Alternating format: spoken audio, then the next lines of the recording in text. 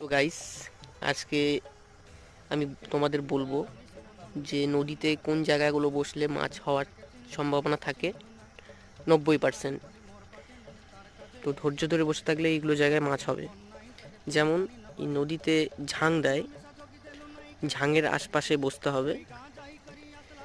ঝাঙের পাশে চার করে বসতে হবে, তাহলেই কিন্তু সেখানটায় ধৈর্য ধরে বসে থাকলে মাছ কিন্তু একদম গ্যারেন্টি হবে।